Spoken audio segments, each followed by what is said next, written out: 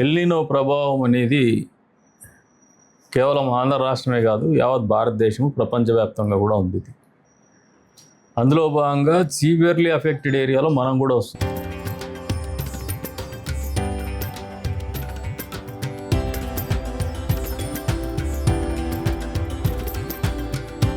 తరతరాలుగా తరగని స్వర్ణ బంధాలు మన మానేపల్లి జ్యువెలర్స్.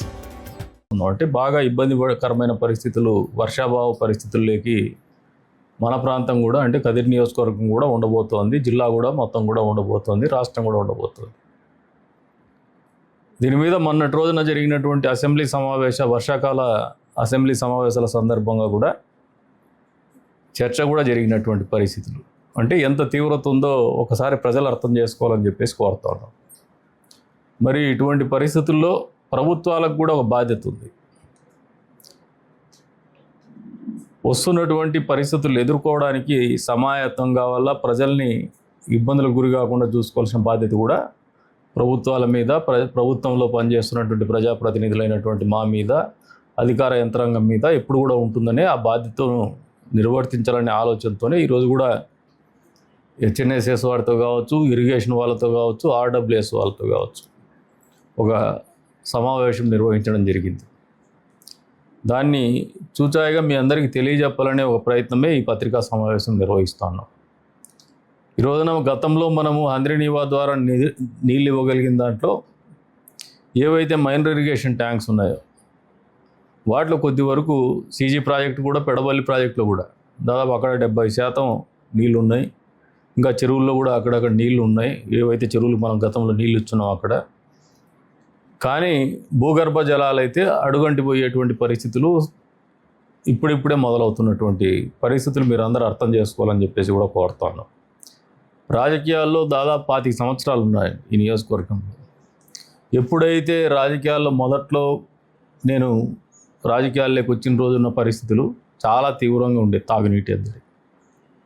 తదుపరి దాన్ని అధిగమిస్తూ వచ్చున్నాం. మొన్న హంద్రీనీవా పూర్తయిన తర్వాత చాలా వరకు తాగునీటి సమస్య లేకుండా కాపాడుకోగలిగాం. కానీ మళ్ళీ అటువంటి పరిస్థితులు ఈరోజు మళ్ళీ పునరావృతం అవుతూ ఉన్నాయి.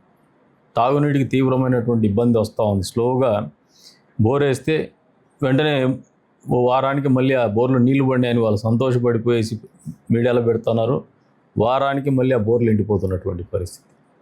ప్రకృతిని ఏదన్నా కానీ విపత్తు వచ్చినప్పుడు, ప్రకృతి విపత్తి, మనుషులం మనం